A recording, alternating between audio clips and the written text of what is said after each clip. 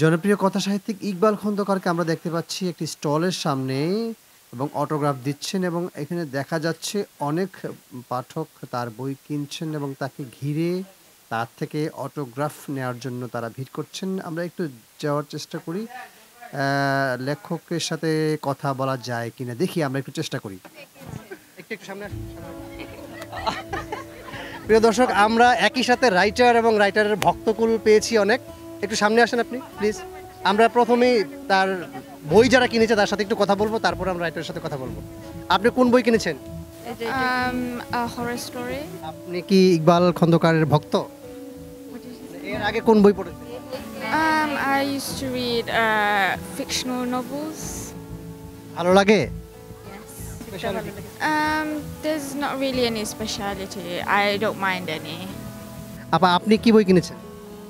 আমি ইকবাল খন্দকারের ঝুলন্ত কঙ্কাল বইটা কিনেছি। কিন্তু ইকবাল খন্দকার সম্পর্কে জানেন আপনি? জি জি অবশ্যই জানি। জি। এই যে এত ভক্ত আপনার বই কিনছে, আমরা তো এখানে অল্প একটু পেলাম। এর বাইরে আপনাকে ছাড়াও আপনি ব্যস্ত থাকেন, আপনার বই কিনেন অনেকেই দেখি এবং আপনার ছবি দিয়ে পোস্টার করা হয়, ব্যানার করা হয় স্টলগুলোতে, সেটা দেখি। তো এটা আপনার কেমন লাগে? এটা মানে অনেক বিব্রতকর আমার জন্য, কারণ এই যে ভক্ত শব্দটা শুনলে আমার কাছে মনে হয় যে আমি শাহরুখ খান বা এরকম কিছু। আসলে বিষয়টা এরকম না, তারা পাঠক, তারা দেখতে দেখতে দেখতে দেখতে কোনো বই ভালো লেগে গেলে তারা কেনেন।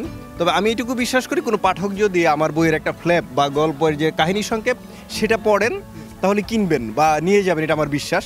হয়তো সেই বিশ্বাসটাই বাস্তবায়ন হয়েছে এখানে। আর একবারে ভক্ত বলতে যাবো যে এটা বললে আমাকে লজ্জা দেবেন না প্লিজ। 100% স্কলারশিপে চীনে উচ্চশিক্ষা। বিস্তারিত জানতে এখনই কল করুন 01781876187। ইকবাল খন্দকারের বই ইকবাল খন্দকার নামেই পরিচিতি, আপনি আপনার গুণেই সেই পরিচিতি পেয়েছেন। এই নামে অনেক বই চলে এবং পাঠকরা এসে ইকবাল খন্দকারের বই খোঁজে, এটা সত্য, এটা আমরা জানি। তো এইবারের মেলায় আপনার কি কি বই নতুন এসেছে?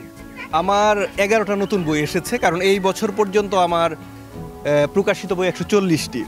যেমন একটা ভূতের বই এসেছে, ভূতুরে বারান্দা কথা প্রকাশ থেকে।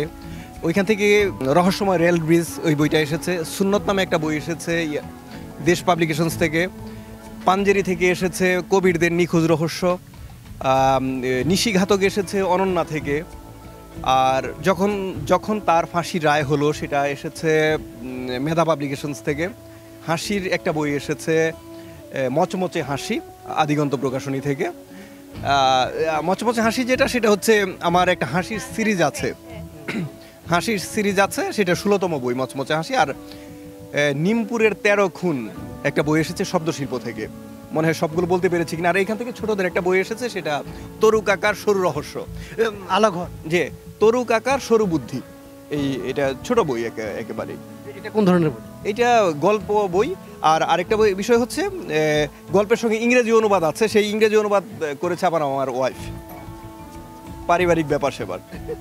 না, আমরা দুঃখিত, আপনাকে অপ্রস্তুত অবস্থায় ধরেছি, আপনি ঘামছেন। তারপরেও আমরা যেহেতু পেয়েছি।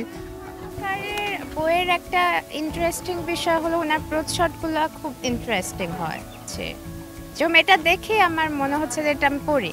আপনি তো একাধারে লেখক, টেলিভিশন উপস্থাপক, গীতিকার, নানান গুণান্বিত এবং পত্রিকাগুলোতে নিয়মিত লিখেন। তো কোন জায়গাটা আপনার বেশি ভালো লাগে পরিচয় দিতে? লেখক পরিচয়টা এ তো আসলে বড় বিষয়। আর গীতিকার হিসেবে পরিচয় থাকলেও আমি ওই পরিচয়টা দিতে পছন্দ করি না।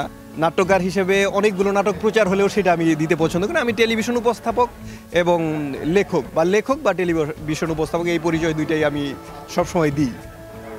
আমরা অপ্রস্তুত অবস্থায় পেলেও কিছু ভালো ভালো কথা শুনলাম, আপনাকে ধন্যবাদ। আশা করছি বইমেলার অন্য কোনো সময় একটু ডিটেলস আপনার সাথে কথা বলতে পারবো। ধন্যবাদ।